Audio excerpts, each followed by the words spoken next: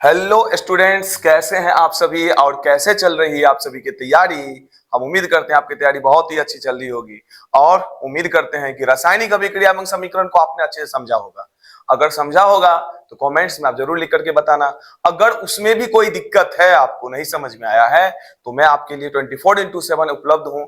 आप लिखो कमेंट्स में, मैं हर एक वो क्वेश्चन जो आपको समझ में नहीं आता है मैं उसको सॉल्व करने का कोशिश करूंगा, आपको बेहतर ढंग से समझाने का कोशिश करूंगा। और उम्मीद करते हैं रासायनिक अभिक्रिया एवं समीकरण का आपने हर एक वो लेक्चर देखा है तो फिर आपको कोई दिक्कत नहीं हुआ होगा। तो चलिए, आज का जो हमारा क्लास है ना, वो है अध्याय 2 अम्ल क्षार एवं लवण, एसिड बेस एंड साल्ट को आज से हम लोग पढ़ेंगे ही नहीं, इस चैप्टर को हम लोग महसूस करेंगे, बहुत अच्छे ढंग से पढ़ेंगे। और इस चैप्टर के अंदर आज जो हम लोग पढ़ने जा रहे हैं वो है इंट्रोडक्शन। अम्ल क्षार एवं लवण का परिचय हम लोग जानेंगे, ये क्या होता है ना, और इसकी जो क्या हमारे दैनिक जीवन में इसकी क्या भूमिका है। तो परिचय में बहुत सारी बातें हम सीखेंगे और सीखने की सबसे खूबसूरत बात यह होती है कि कोई इसे आपसे छीन नहीं सकता। इसीलिए सीखिए और सीख करके समझिए और समझ करके लिखिए। लिखने से आपकी क्षमताएं बढ़ेगी। यही क्षमता आपको बिहार बोर्ड क्लास 10 2027 के एग्जाम में बहुत ही बेहतर अंक दिलाएगी। इसलिए हम बार बार कहते हैं कि आप सीखते रहिए, कोशिश करते रहिए। कोशिश करने वालों की कभी हार नहीं होती है। तो चलो आज के अध्याय को हम आरंभ करते हैं। आरंभ करने से पहले बिहार एग्जाम पोर्टल चैनल को सब्सक्राइब कर देते हैं, लाइक कर देते हैं, और अगर समझ में आता है तो कमेंट्स कर देते हैं। अगर आपको समझ में आता है तो दूसरे को भी समझ में आना चाहिए, इसके लिए शेयर कर देते हैं। उम्मीद करते हैं इतना तो आप करोगे ही मेरे लिए, ठीक है। तो केमिस्ट्री चैप्टर 1 जो मतलब चैप्टर 1 को हमने समझा, और जो चैप्टर 2 है एसिड बेस एंड साल्ट, अम्ल क्षार एवं लवण, इंट्रोडक्शन, तो देख रहे हो। तो आज हम इसके बारे में आपको इंट्रोडक्शन देने वाला हूं, परिचय देने वाला हूं। तो चलिए आरंभ करते हैं आज के क्लास को। तो चलिए देखिए, अम्ल क्षारक एवं लवण, तो ये साइंटिस्ट भैया लोग हैं, इन लोगों के बीच में कुछ कुछ बातें होगी जो आगे हम आपको समझाएंगे। देखिए यहाँ पर अम्ल क्षारक एवं लवण को समझने के लिए हम पहले चलते हैं शुरुआती की दौर में। तो शुरुआती के दौर में जब अम्ल क्षारक एवं लवण को समझने की बात आई होगी तो क्या मुख्य दो बातें आया होगा। देखिए यहाँ पे क्या आया होगा। तो यहाँ पर अगर हम बात करें अम्ल का, ठीक है, थोड़ा इसको, अम्ल की अगर हम बात करें, अम्ल को हम सभी क्या लिखते हैं, एसिड, ठीक है। और अगर हम बात करें क्षारक की,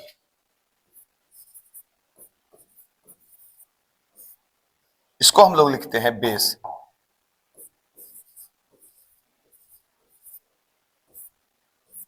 बेस, ठीक है। तो एसिड एंड बेस, तो एसिड एंड बेस है क्या, इसकी उत्पत्ति कहां से हुई, ठीक है। ये जो एसिड वर्ड है, ठीक है, तो इस वर्ड को पहले हम देखते हैं। तो एसिड की अगर हम बात करें तो ये जो एसिड है, ठीक है, इस एसिड की जो उत्पत्ति हुई है ना, इसकी उत्पत्ति हुई है एसिडस से। कहां से हुई है तो याद रखिएगा, एसिडस, एसिडस, एसिडस से एसिड बना, और एसिडस का मतलब होता है स्वाद में खट्टा, स्वाद में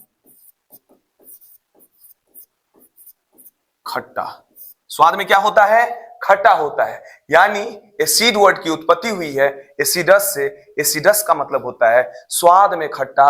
यानी ध्यान रखिएगा, क्या ध्यान रखिएगा, तो यहां पे ध्यान रखिएगा,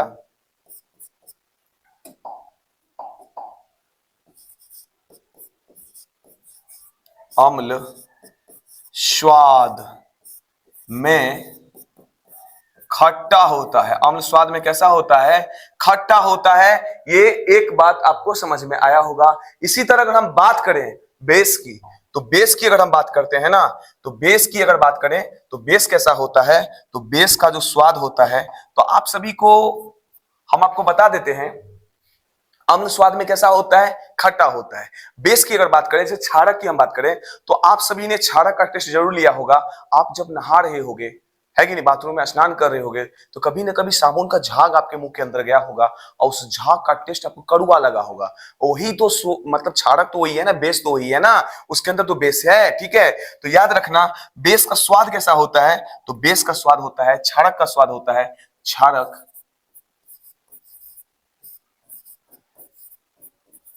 स्वाद में तीखा या कड़वा, कड़वा होता है। ठीक है, और याद रखना इसमें एक और बातें होती है, ये जो होता है ना साबुन की तरह चिकना भी होता है, साबुन की तरह चिकना होता है। ठीक है, क्षारक स्वाद में कड़वा होता है, साबुन की तरह चिकना होता है, अम्ल स्वाद में खट्टा होता है। ये बातें आपको समझ में आया होगा। अब देखिए, इन वैज्ञानिकों के सामने एक बहुत बड़ा चैलेंज था। चैलेंज क्या था कि भैया इस दुनिया में अम्ल है, ठीक है, जैसे कि सारे अम्ल, जैसे कि स्वाद के आधार पर यहाँ पे अम्ल स्वाद में खट्टा होता है और क्षारक स्वाद में कैसा होता है, तो कड़वा होता है। तो ये अम्ल और क्षारक के स्वाद को, हर एक चीज को हम टेस्ट कर करके पता लगाएं कि भैया अगर खट्टा है तो ये क्या है, अम्ल है, अगर तीखा है तो क्या है, क्षारक है। तो मान लो नींबू है, नींबू के अंदर क्या होता है, अम्ल होता है, खट्टा है स्वाद में। ठीक है, उसी प्रकार से आप संतरा की बात करते हो, उसको टेस्ट करते हो, खट्टा है, लिखो ये अम्ल है। ठीक है, इसी तरह आंवला को मुंह पे लेते हो, वो खट्टा है तो लिख देते हो ये खट्टा है। अगर हम स्वाद के आधार पे चेक करें तो भैया ये बहुत ही क्या हो सकती है, विनाशकारी भी हो सकती है। क्योंकि मान लो आप आंवला को टेस्ट करते हो, नींबू को टेस्ट करते हो, संतरे को टेस्ट करते हो, तो ये सारे जितने भी पदार्थ है, खट्टे पदार्थ है, इनके पास तो मतलब मान के चलो ये सारे तो अम्ल है। ठीक है, इनके पास अम्ल है, मौजूद है, इसलिए ये खट्टा है। ठीक है, इन सभी में अम्ल है। लेकिन मान लो अगर कॉन्सेंट्रेट एसिड हो, सांद्र अम्ल हो, जैसे H2SO4 हो, HNO3 हो, ठीक है, HCl हो और कॉन्सेंट्रेट हो, अगर आप उसको टेस्ट ले करते हो, जीभ पे डालते हो, तो क्या हो सकता है, जीभ के साथ आपकी पूरी ग्रास नली ही जल जाएगी, हो सकता है आपकी मृत्यु तक हो सकता है, आपके साथ दुर्घटना घट सकता है। तो हर एक वो अम्ल को आप टेस्ट करके पता नहीं लगा सकते हो। इसी तरह हर एक वो क्षारक को आप टेस्ट करके कब तक पता लगाओगे। तो वैज्ञानिकों के सामने बहुत बड़ा चैलेंज था। तो वैज्ञानिकों ने सोचा कि भैया कब तक हम अम्ल का स्वाद से पता करते रहें, क्षारक का स्वाद से पता करते रहें, क्योंकि हो सकता है कभी ना कभी स्ट्रॉन्ग एसिड को अगर उसने जीभ पे रख लिया तो उनके साथ दुर्घटनाएं हो सकती है। इसीलिए उन्होंने एक प्राकृतिक सूचक का प्रयोग किया। तो प्राकृतिक सूचक क्या है, लिटमस पत्र। ठीक है, एक इंडिकेटर का उसने क्या किया, प्रयोग किया। तो इंडिकेटर का जो प्रयोग किया, याद रखना वो इंडिकेटर क्या था, लिटमस पत्र।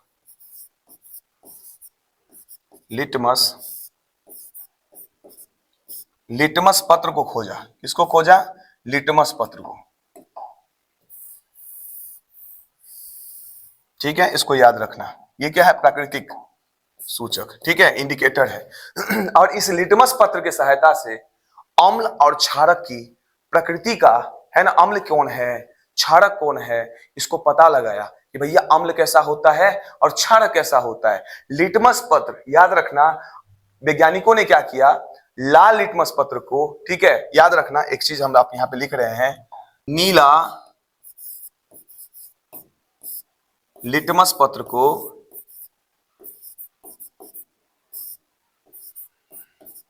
नीला लिटमस पत्र को क्या कर देता है, तो ध्यान रखिएगा भैया, नीले को लाल कर देता है, नीले को लाल कर देता है।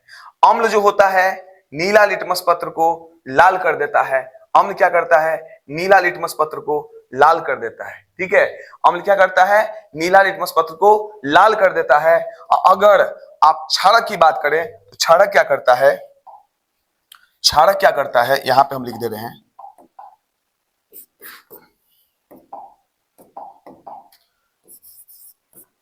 लाल लिटमस पत्र को, लाल लिटमस पत्र को क्या कर देता है, लाल लिटमस पत्र को नीला, लाल लिटमस पत्र को क्या कर देता है, नीला कर देता है। क्या कर देता है, नीला कर देता है। अम्ल क्या करता है, नीला को लाल और लाल को नीला क्षारक करता है। अम्ल क्या करता है, नीला लिटमस पत्र को लाल कर देता है, क्षारक क्या करता है, लाल लिटमस पत्र को नीला कर देता है। अगर आपको कौन नीला को लाल करेगा, कौन लाल को नीला करेगा, इन दो बातों में कंफ्यूजन है, तो आज के बाद वो कंफ्यूजन आपके दिमाग में नहीं रहेगा, क्योंकि मैं एक ट्रिक बता रहा हूं, इस ट्रिक से एग्जाम के अंदर आप इस चीज को याद रख सकते हो। क्या वो ट्रिक है? तो याद रखना, एक नाम है जिसका नाम है अनिल। ये नाम क्या है? अनिल। लेकिन नौ में हर्षिकार होता है, नीला में दीर्घिकार होता है। ये ध्यान रखोगे। ये अनिल जो होता है ना, यानी अ से अम्ल, अ से अम्ल। ठीक है, यहां पे हम लिख देते हैं नोट। ठीक है, ये नोट लिख देते हैं। अ से अम्ल, ठीक है। नौ से नीला, नौ से, ठीक है, और लौ से लाल, लौ से लाल। यानी अनिल वर्ड मतलब नाम जो है याद रखोगे, अ से अम्ल, नौ से नीला और लौ से लाल। यानी अम्ल जो होता है नीला से लाल करता है। अब एक बात ध्यान रखना, जो लाल होगा वो नीला होगा तो बेस होगा, क्षारक होगा। तो ना मतलब यहां पे नीला से लाल हो जा रहा है तो अम्ल है, और लाल से नीला हो जा रहा है तो क्या है? तो क्षारक है। तो आपको ये जो कॉमन बातें हैं ये आपको समझ में आया होगा। यहां से ऑब्जेक्टिव में क्वेश्चन आता है, क्या आता है? अम्ल क्या होता है? स्वाद में खट्टा होता है। क्षारक क्या होता है? स्वाद में कड़वा होता है। लिटमस पत्र की अगर बात करें तो प्राकृतिक सूचक है ना, लिटमस इंडिकेटर है। ये इंडिकेटर से हम क्या पता करते हैं? अम्ल कौन है, क्षारक कौन है। अगर हम अम्लीय विलयन में लाल लिटमस पत्र को अगर डुबोते हैं, ठीक है, यानी नीला लिटमस पत्र को अगर डुबोते हैं तो नीला से क्या हो जाता है? लाल हो जाता है। नीला से क्या हो जाता है? लाल। इस ट्रिक को याद रखने के लिए अनिल नाम याद रखोगे, और से अम्ल, नीला, लाल। ठीक है, और लाल लिटमस पत्र को नीला कर देता है यानी क्षारक होगा। तो एक साइड अगर याद रहता है दूसरे साइड आपको ऑटोमेटिक ही याद हो जाएगा। तो उम्मीद करते हैं ये बातें आपको समझ में आया कि नहीं आया, कमेंट्स में जरूर लिखना। चलिए आगे कुछ और विशेष जानकारियां आपको हम देते हैं। आगे जो जानकारियां हैं, ये जो अम्ल और क्षार एवं लवण हम पढ़ेंगे ना, यहाँ पे कुछ विशेष बातें का आपको देखने को मिलेगा। वो विशेष बातें क्या है? ध्यान रखिएगा। वो विशेष बातें जो हैं वो हैं, ठीक है, याद रखिएगा। एक तो तनु, ठीक है, इस तनु को इंग्लिश में हम लोग कहते हैं डाइल्यूट। एक नाम आप सुनोगे सांद्र। क्या सुनोगे? सांद्र। इस सांद्र को कहते हैं कॉन्सेंट्रेशन, कॉन्सेंट्रेट। कॉन्सेंट्रेट कहते हैं। ठीक है, ये दो नाम आपको सुनने को ज्यादा मिलेगा इस चैप्टर के अंतर्गत, तनु और सांद्र। ठीक है, अगर तनु और सांद्र को आपको समझना है, उससे कुछ और जुड़ी हुई जानकारियां हैं, पहले वो समझना है। तनु सांद्र को समझने से पहले एक बात और समझ लो। एक बात और ये है कि आपको इस दोनों को समझने से पहले एक कहानी और समझना होगा। वो कहानी है सांद्रता का। इस सांद्रता को हम लोग कहते हैं कॉन्सेंट्रेशन।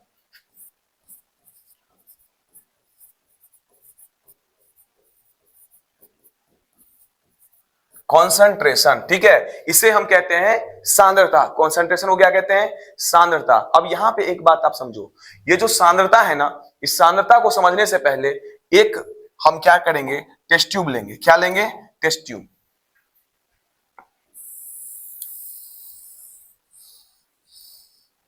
इस टेस्ट ट्यूब के अंदर क्या करेंगे हम?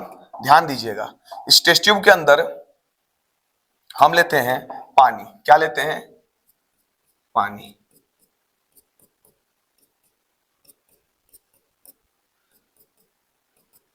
और ये जो टेस्ट ट्यूब के अंदर पानी है ना, इस पानी को कहते हैं हम लोग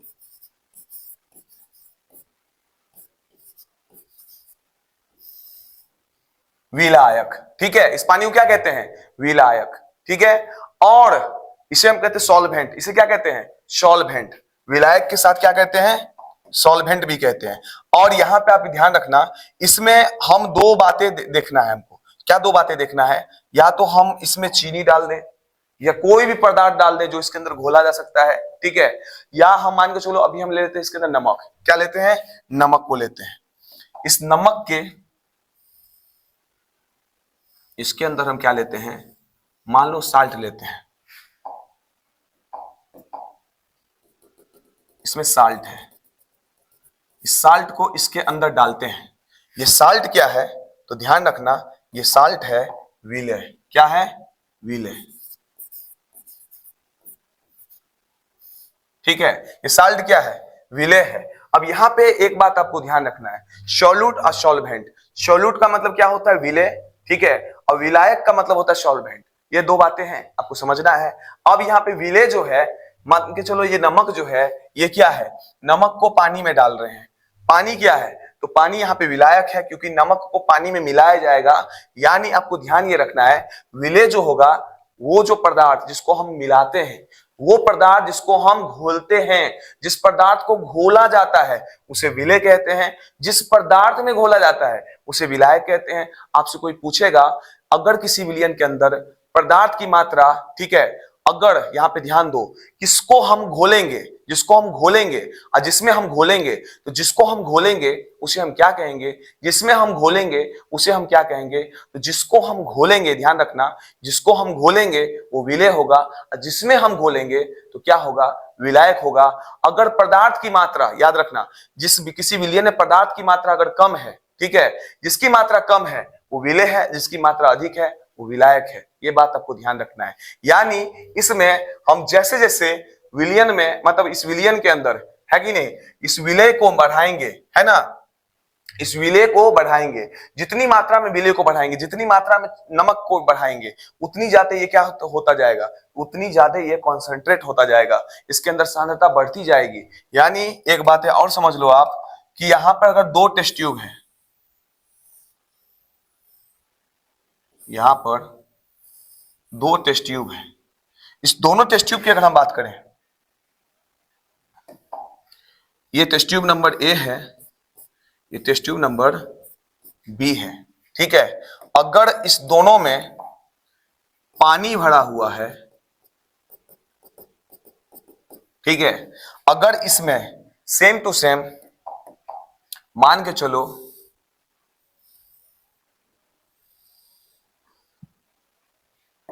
इसमें हम नमक को डालते हैं, इसमें 1 स्पून डालते हैं, कितना? 1 स्पून डालते हैं। इसके अंदर मान के चलिए आप, इसके अंदर जो है, मान लीजिए आप 2 स्पून डालते हैं, 2 स्पून डालते हैं, तो ध्यान रखिएगा इसमें ए वाले विलयन, बी वाले विलयन में कौन से विलयन की सांद्रता अधिक होगी? आप सभी जानते हो, जिसमें 2 चम्मच नमक होगा, जिसमें 2 चम्मच मतलब स्पून जो है पदार्थ होगा, तो पदार्थ क्या है? नमक है। जिसमें पदार्थ अधिक होगा वो सांद्र ज्यादा होगा। ठीक है, जिसमें पदार्थ की मात्रा कम होगी वो सांद्र भी कम होगी। यानी विलेय और विलायक, विलेय विलायक की अगर बात करें, तो अगर हम सांद्र विलयन की बात करते हैं तो ध्यान दीजिए, सांद्र विलयन की अगर हम बात करते हैं तो सांद्र विलयन में आपको ध्यान रखना है, क्या ध्यान रखना है? तो पॉइंट नंबर 1, ठीक है, अगर विलयन सांद्र है, अगर विलयन जो है क्या है? सांद्र है, यानी विलेय और विलायक, ठीक है, विलेय विलायक में क्या देखने को मिलेगा आपको? कि विलेय की जो मात्रा है ना, विलेय की जो मात्रा है ये क्या होगी? अधिक होगी, तो विलयन क्या होगा? सांद्र होगा। यानी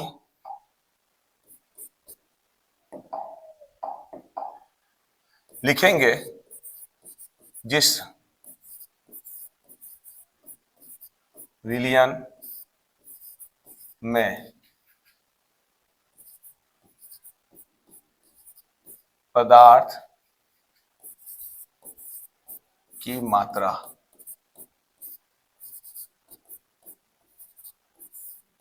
अधिक होता है, जिस विलयन में पदार्थ की मात्रा अधिक होता है, ठीक है, वो सांद्र विलयन होता है। सांद्र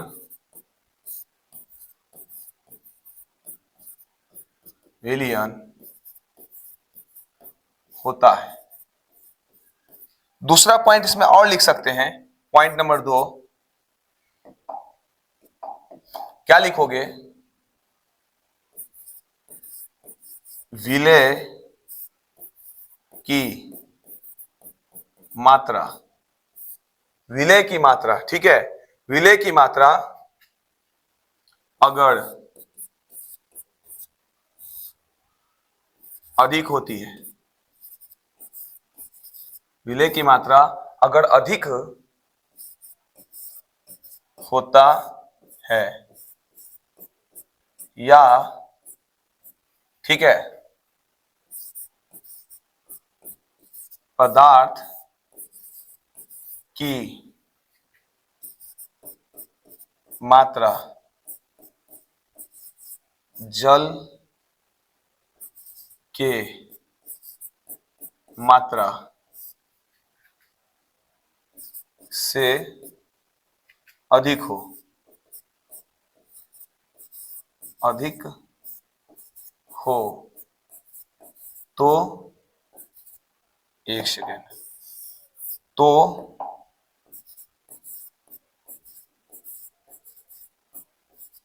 विलयन क्या होगा, सांद्र होगा। तो विलयन क्या होगा, सांद्र होगा, ठीक है। यहां पे थोड़ा सा कट गया, तो विलयन क्या होगा, सांद्र होगा। यानी विलय की मात्रा क्या होती है, अधिक होती है विलायक से। जिस विलयन में पदार्थ की मात्रा अधिक होता है वो सांद्र विलयन होता है। विलयन की मात्रा अगर, विलय की मात्रा अगर अधिक होता है या पदार्थ की मात्रा जल की मात्रा से अधिक होता है हो तो विलयन सांद्र होगा। ये मुख्य बातें हैं, इसको ध्यान में रखना है, ठीक है, क्योंकि इस चैप्टर के अंदर आपको ये बातें बार बार रिपीट होता है, ठीक है, तनु अम्ल सांद्र अम्ल, तनु अम्ल सांद्र अम्ल, ठीक है, तो स्टूडेंट कंफ्यूज हो जाता है भैया। इसलिए मैं सोचा कि आपको कुछ बातें जो है इस बातें से आपको परिचय करवा दूं। अब यहाँ पे कुछ और बातें हैं, इसको आप ध्यान देना, ठीक है, कुछ और बातें हैं उसको आप ध्यान देना। वो बातें क्या है, देखिए वो बातें हैं पहले नंबर का इसके अंदर तनु अम्ल के अंदर, यानी इधर देखिए इधर भी विलय, अगर विलाय की बात करें, विलय और विलाय की बात करें और इस दोनों विलय विलाय के बीच में एक चीन की दीवार डाल देते हैं। दीवार इसलिए डाल देते हैं ताकि ये दोनों जो है ना आपस में मिलने से रुक जाए, ठीक है, आपस में मिलने से रुक जाए, क्या हो जाए, रुक जाए। देखिए यहाँ पे स्टार, ठीक है। अब देखिए यहाँ पे विलय और विलाय की अगर हम बात करते हैं, किसकी बात करते हैं, विलय और विलाय की, तो यहाँ पे ध्यान दीजिएगा इस दोनों में क्या देखने को मिलेगा आपको कि यहां पर तनु विलयन अगर है, विलयन अगर तनु है तो यहां पे क्या होगा, विलाय की मात्रा क्या होगी, अधिक होगी। विलयन में विलाय की मात्रा अधिक होगी तो विलयन क्या होगा, डाइल्यूट होगा। तो यहां पे लिखेंगे, क्या लिखेंगे, देखिए यहां पे हम लिखेंगे जिस विलयन में पदार्थ की मात्रा अधिक होता है वो सांद्र विलयन होता है। तो यहां लिखेंगे जिस विलयन में, ठीक है, विलायक की मात्रा अगर विलय की मात्रा से अधिक हो तो विलयन तनु होगा। तो विलयन कैसा होगा, तनु होगा। यहां पर दूसरा पॉइंट ये लिखेंगे विलय की मात्रा अगर अधिक होता है या पदार्थ की मात्रा जल की मात्रा से अधिक होता है, तो यहां पे लिखिएगा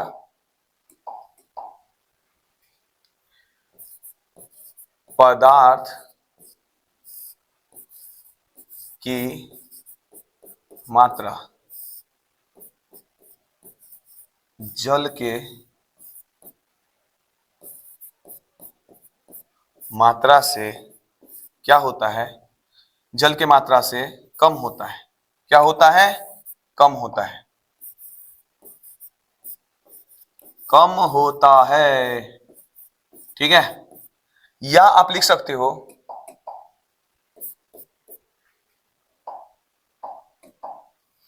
तो यहां पे क्या लिखे हो, विलय की मात्रा अगर अधिक होता है या पदार्थ की मात्रा जल के मात्रा से अधिक हो तो विलयन क्या होगा, सांद्र होगा। यानी विलय की मात्रा जो होती है विलायक से क्या होता है, विलयन में विलय की मात्रा विलायक से अधिक होता है।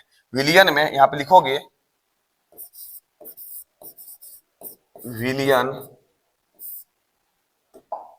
एक सेकेंड, विलयन में है ना, विलय की मात्रा से विलायक, विलायक की मात्रा क्या होती है, अधिक, एक सेकेंड, क्या होती है, अधिक होती है, अधिक होता है। तो इतनी कॉन्सेप्ट आपको ध्यान में रखना चाहिए, ठीक है, इतनी बातें आपको ध्यान में रखना चाहिए। यानी तनु और सांद्र, यहां पे दो बातें जो है आपको बार बार समझने को मिलेगा। क्या मिलेगा, विलय की मात्रा, विलायक की मात्रा, ठीक है। तो याद रखना, सांद्रता की अगर बात करें, जिस विलयन में पदार्थ की मात्रा अगर अधिक होती है वो सांद्र विलयन होता है। अगर हम तनु विलयन की बात करें तो विलय की मात्रा क्या होती है, विलायक से कम होती है। जिस विलयन में विलायक की मात्रा अगर विलय की मात्रा से अधिक हो तो विलयन तनु होगा। याद रखना, पदार्थ की मात्रा जल के मात्रा से कम होता है। पदार्थ की मात्रा क्या होती है, जल की मात्रा से कम होता है, यानी विलय की मात्रा विलायक से कम होती है, ठीक है। अब ध्यान रखना, विलयन में विलायक मतलब विलयन में विलय की मात्रा से विलायक की मात्रा अधिक होता है। विलयन में विलय की मात्रा से विलायक की मात्रा अधिक होती है। इसी तरह अगर हम यहाँ पे बात करें, जिस विलयन में पदार्थ की मात्रा अधिक होता है वो सांद्र विलयन होता है। विलय की मात्रा अगर अधिक होता है या पदार्थ की मात्रा जल के मात्रा से अधिक हो तो विलयन क्या होगा, सांद्र होगा। इतनी बातें आपको ध्यान में तो रखना पड़ेगा।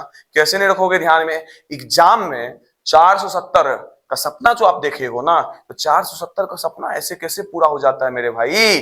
तो उसके लिए आपको हर एक वो छोटे छोटे बातों को ध्यान रखना होता है, हर एक वो छोटे छोटे जानकारियों को आपको समझना होता है। यही जानकारियां जो होती है ना, कुछ क्वेश्चन ऐसे घुमावदार पूछ देंगे ना कि आप बैठ जाओगे सर पकड़ के कि भाई ये क्या हुआ। जैसे कि इसके बाद जो हम अभी बताऊंगा ना, बहुत सारे स्टूडेंट्स को 2026 के एग्जाम में बुखार लगा दिया था, लेकिन हमसे जिसने पढ़ा सबको अच्छे से लिख के आया। क्योंकि यहाँ पर एनसीईआरटी में आरएनएस का थ्योरी कॉन्सेप्ट नहीं दिया है, लेकिन मैंने क्लास के अंदर पढ़ाया था, ठीक है। हमारा वीडियो जाकर के देखो, आरएनएस का सिद्धांत, ब्रॉन्स्टेड लॉरी का सिद्धांत, लुइस का सिद्धांत मैंने अच्छे से समझाया हुआ है, समझा रखा है। और हमारे से पढ़ने वाले जो भी स्टूडेंट्स थे ऑफलाइन में, उन सभी ने या ऑनलाइन पे जो जिन्होंने हमारे वीडियो को, पुराने वीडियो को देखा है, उन सभी को दिक्कत नहीं हुआ, ठीक है। तो हम उम्मीद करते हैं कि आप हमारे साथ बेहतर ढंग से पढ़ाई करिए, हमारे साथ जुड़े हैं। तो हम आपको एक बात बता दे रहे हैं, आप इतना भरोसा रखो, हर एक वो क्वेश्चन जो बिहार बोर्ड 2027 के लिए महत्वपूर्ण रखता है, हर एक वो क्वेश्चन को मैं तोड़ूंगा, उसका पोस्टमार्टम करूंगा और पोस्टमार्टम करके पूरे को उखेल दूंगा। और इसके लिए आपको हमारे साथ जुड़ा रहना होगा। बिहार एग्जाम पोर्टल की टीम 24/7 आपके लिए हर एक वो मुश्किल हालातों के लिए रेडी है। हालातों का मतलब क्या है, पढ़ाई लिखाई, और बाकी के लिए नहीं, ठीक है। ये मत समझना कि हालातों बोल रहे हैं सर तो इसके लिए सब कुछ नहीं, आपके पढ़ाई लिखाई के लिए मैं 24/7 उपलब्ध हूँ, ठीक है। और उम्मीद करते हैं कि अभी तक आपने इस वीडियो को ज्यादा से ज्यादा शेयर किया है। अगर ज्यादा से ज्यादा शेयर किया है तो साथ में अगर आपने शेयर किया तो लाइक जरूर करोगे। जितने लाइक्स देखेंगे ना, समझ जाएंगे इतना शेयर है, ठीक है। तो देखिए, यहाँ पे सांद्र और तनु दोनों बातें हमने समझा, ठीक है। तो सांद्र और तनु दोनों बातें हमने अगर समझा तो आगे जो है एक नियम है, कॉन्सेप्ट है जो कि इंपॉर्टेंट है, बिहार बोर्ड में आ जाता है, इस बार भी 2026 में पूछ दिया गया था। वो कॉन्सेप्ट क्या है अभी आपको मैं बताता हूं। ये क्या है, आर्रेनियस थे, ब्रॉन्स्टेड लॉरी था, उसका लुइस था, ठीक है। तो आगे बड़ी क्लास में हम लोग पढ़ेंगे ही, लेकिन यहाँ पर एक बात है आपको समझ लेना है, एक कॉन्सेप्ट है, क्या है, आर्रेनियस का सिद्धांत।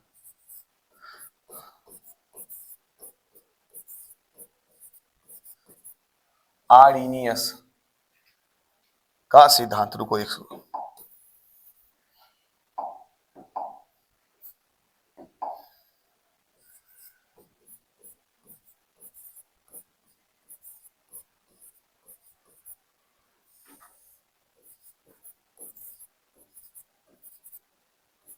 सिद्धांत, ठीक है, आर्रेनियस का सिद्धांत, ठीक है। ये जो कॉन्सेप्ट है, या आर्रेनियस का कॉन्सेप्ट ही हम लिख सकते हैं।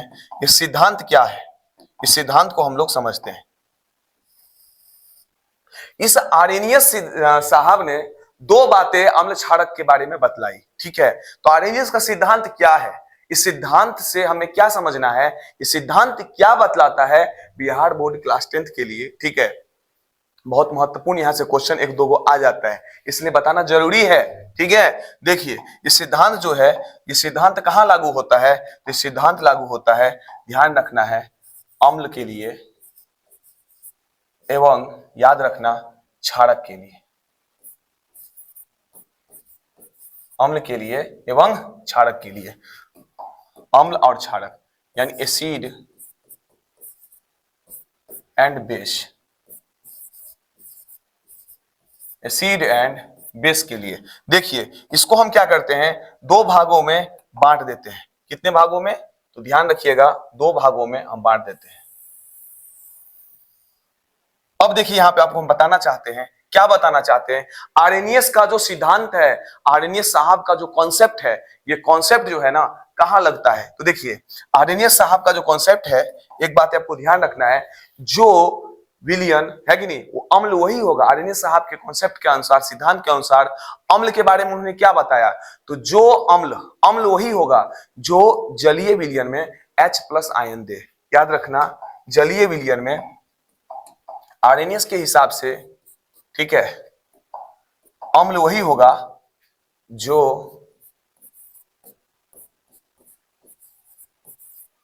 जलीय विलियन में H+ आयन दे।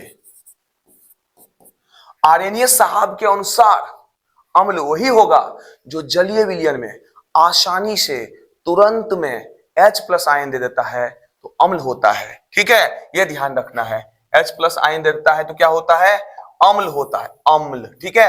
ये ध्यान में आपको हम उम्मीद करते हैं रहेगा।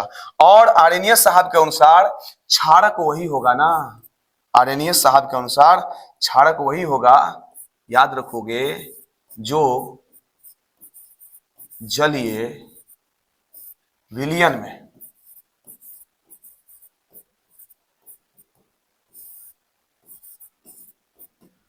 OH- आयन देगा, OH- आयन दे, ठीक है। H+ आयन देगा जलीय विलयन में, तो भैया अम्ल है।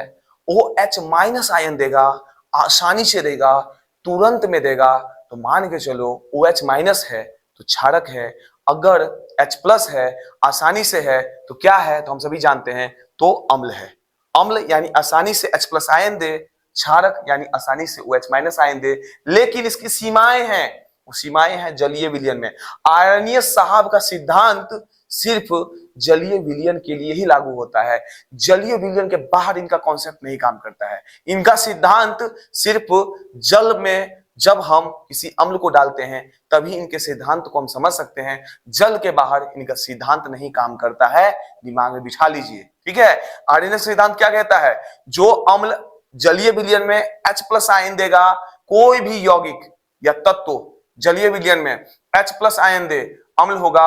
अगर कोई OH- देगा तो क्षारक होगा। ये बातें आपको समझ के रखना है। अब देखिए दूसरी बात यहां से आता है कि सर बताइए कि H+ आयन कौन कौन से ऐसे अम्ल हैं जो देगा, तो देखिए H+ आयन देने वाले अम्ल की अगर हम बात करें, तो पहला जो अम्ल है ना भाई मेरे, वो है HCl।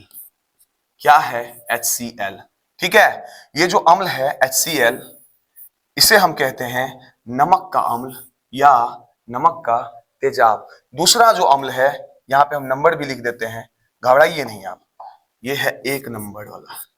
इसका दूसरा नंबर का जो अम्ल है उसे हम कहते हैं क्या कहते हैं, HNO3। ठीक है, तीसरे नंबर का जो अम्ल होगा वो भैया जी कौन होगा, तो याद रखिएगा H2SO4। H2SO4, ठीक है। H2SO4 को कहते हैं तनु सल्फ्यूरिक अम्ल, गंधक का अम्ल या गंधक का तेजाब। HNO3 के कहते हैं सोरे का अम्ल या सोरे का तेजाब। ठीक है, HCl को क्या कहते हैं, अगर आप लिखना चाहते हैं तो लिख लीजिए, HCl को कहते हैं नमक का अम्ल या नमक का तेजाब। HNO3 को कहते हैं सोरे का अम्ल या सोरे का तेजाब। H2SO4 को कहते हैं गंधक का अम्ल या गंधक का तेजाब। ठीक है, तो यहाँ पर हाइड्रोक्लोरिक अम्ल है, ठीक है, नाइट्रिक अम्ल है, सल्फ्यूरिक अम्ल है, ये तीनों अम्ल हैं। और एक अम्ल और होता है CH3COOH। ठीक है, CH3COOH, ठीक है, CH3COOH।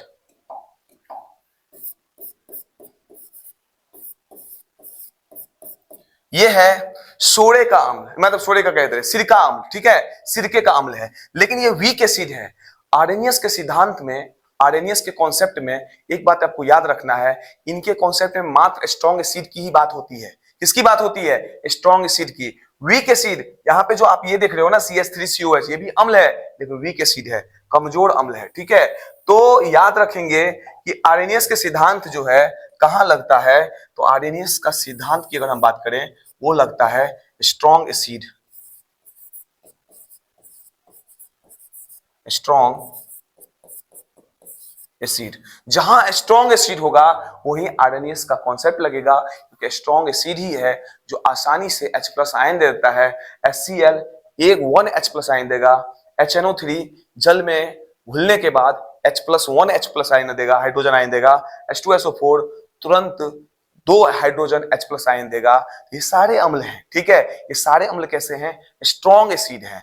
अगर हम बात करें इस अम्ल के बारे में और क्या क्या जानकारी आपको हम दे सकते हैं, जानकारी और भी हम दे सकते हैं, जैसे कि अगर आप बता दें ये अम्ल प्रायः कौन है, तो ये जो अम्ल है ना प्रायः याद रखिएगा मिनरल एसिड है। ठीक है, इस मिनरल एसिड को क्या कहते हैं, तो खनिज का अम्ल। ठीक है, खनिज का अम्ल। ठीक है, और इस मिनरल एसिड के बाद ये सारे अम्ल कैसे हैं, तो याद रखिएगा इनऑर्गेनिक हैं। कैसे हैं, इनऑर्गेनिक। इनऑर्गेनिक एसिड है। इनऑर्गेनिक एसिड का मतलब क्या हो गया कि ये सभी जो हैं अकार्बनिक अम्ल हैं। कैसे अम्ल हैं, अकार्बनिक। ऑर्गेनिक मतलब कार्बनिक और इनऑर्गेनिक मतलब अकार्बनिक, क्योंकि आगे चैप्टर के अंदर हम बताएंगे कार्बनिक क्या होता है और कार्बनिक क्या होता है। वैसे यौगिक जिसमें कार्बन हाइड्रोजन दोनों प्रेजेंट होते हैं, उपस्थित होते हैं, जैसे कि हम CO2 की बात करें, ये कार्बनिक नहीं है, कार्बनिक यौगिक नहीं है। अगर हम यहीं पे बात करें C6H12O6 की, CH4 की, ये सभी कार्बनिक हैं। वैसे यौगिक जिसमें कार्बन हाइड्रोजन दोनों उपस्थित होते हैं वो कार्बनिक यौगिक कहलाते हैं, ये ध्यान रखिएगा। ठीक है, अब देखिए यहां पर ये सारी जानकारियां आपको मैंने दिया। ठीक है, तो ये सारे क्या हैं, HCl, HNO3, H2SO4, ये सभी स्ट्रॉन्ग एसिड हैं। अब प्राय ये जो हैं खनिज के अम्ल हैं, मिनरल एसिड हैं और इनऑर्गेनिक एसिड हैं, स्ट्रॉन्ग एसिड हैं, और ये आसानी से तुरंत जलीय विलयन के अंदर H+ आयन दे देते हैं। अगर हम बात करें क्षारक की, तो जो जलीय विलयन में OH- आयन दे, आसानी से दे, तो ऐसे क्षारक कौन कौन से हैं, तो पहला नंबर का जो क्षारक है, याद रखोगे, हर एक वो बात को आपको याद रखना है। ठीक है, तो पहले नंबर का जो क्षारक है उसका नाम क्या है, तो याद रखोगे KOH। ठीक है, KOH। अब इस KOH को हम क्या कहते हैं, ध्यान रखिएगा, इस KOH को कहते हैं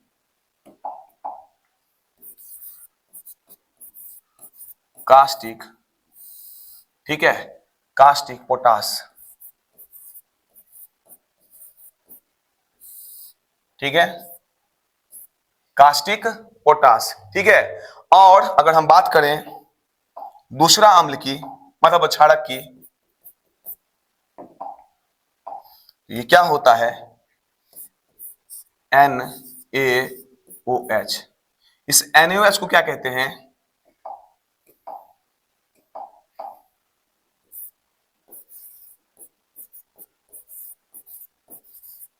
कास्टिक सोडा। क्या कहते हैं, कास्टिक सोडा कहते हैं। तो बताओ, ये जितनी बातें आपको मैंने समझाया है, ठीक है, ये ऐसे अम्ल हैं जो जलीय विलयन में तुरंत H+ आयन दे देते हैं। ये ऐसे सोडा है, क्षारक है, मतलब सोडा सॉरी क्षारक हैं जो जलीय विलयन में आसानी से OH आयन दे देते हैं। क्या देते हैं, OH आयन दे देते हैं। तो आसानी से OH आयन देने वाले क्षारक कौन से हैं, तो ये सारे क्या हैं, प्रबल क्षारक हैं, स्ट्रॉन्ग क्षारक हैं। ठीक है, ये सारे क्या हैं, स्ट्रॉन्ग एसिड हैं। तो हम उम्मीद करते हैं अम्ल और क्षारक की ये जो मुख्य बातें हैं, इंट्रोडक्शन जो मैंने आपको परिचय दिया, आपको समझ में आया होगा और आप बेहतर ढंग से समझे होंगे।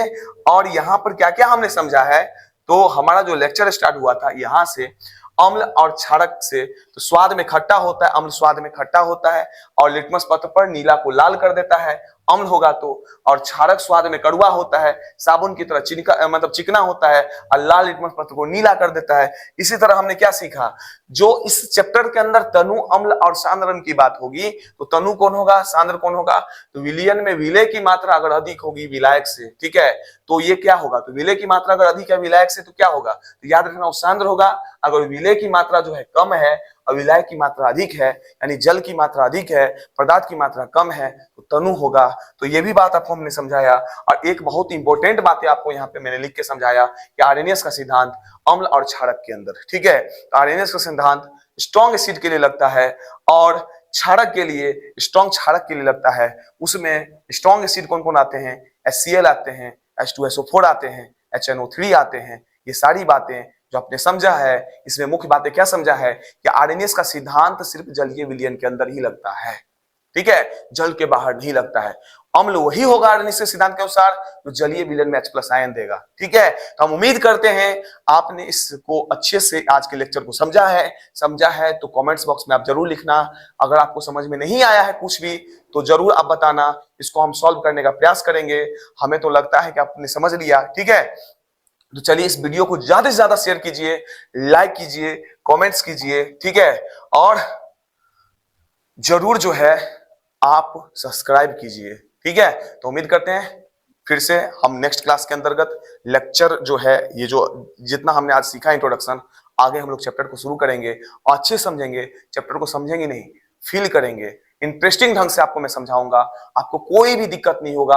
अम्ल, क्षार एवं लवण को इतने आसान तरीके से मक्खन बना के आपको समझाऊंगा, उसके बाद आपको 2027 के एग्जाम में कोई दिक्कत ही नहीं होगा। तो चलिए फिर मिलते हैं नेक्स्ट क्लास में, तब तक के लिए धन्यवाद। आपका दिन शुभ हो, आप पढ़ते रहिए, आप मस्त रहिए।